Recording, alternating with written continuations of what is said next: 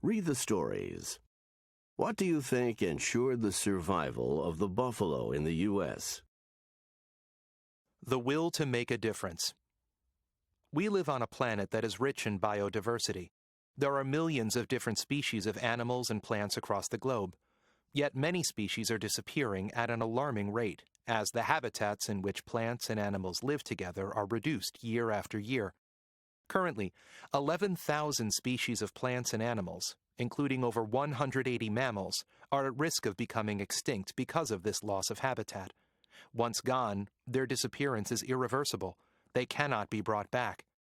In its fast development as a nation over the last 300 years, the United States has experienced some dramatic shifts in animal populations. Here is the story of a dismal failure and a remarkable success story. The passenger pigeon. Early European visitors to North America told amazing stories about huge flocks of passenger pigeons that darkened the sky for hours as they flew south for winter.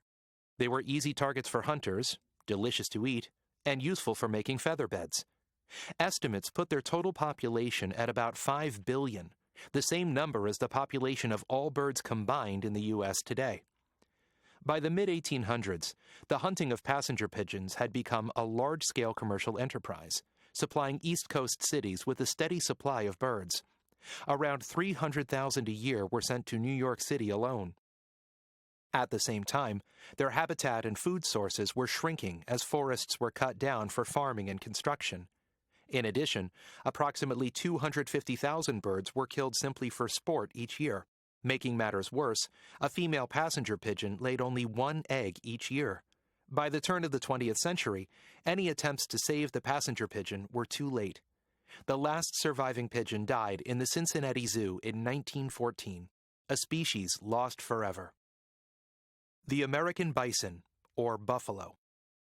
Before European settlers came to North America, there were more than 50 million buffalo roaming in huge herds across the continent's central flatlands, which are today known as the Great Plains.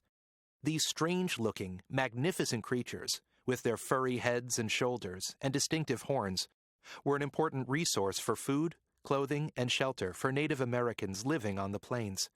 And they played an enormous part in the plains ecosystem, sustaining other animals and plants. Weaker buffalo provided food for predators like bears and wolves. Herds attracted birds that picked at buffalo fur for insects. Thousands of hooves walking over the landscape prevented aggressive plants from taking over. In the 1800s, as new settlers moved from the east to settle the west, whole herds were slaughtered, often just for sport. Buffalo were considered an obstacle to the settlers' desire to grow crops and raise cattle. The resource that sustained Native Americans for centuries began to disappear. By the end of the 1800s, there were as few as 750 buffalo remaining. Many people were shocked that the buffalo, long considered a symbol of the West, had been allowed to come so close to extinction. Fortunately, efforts to save them were begun in 1905. The remaining herds were gathered together and protected.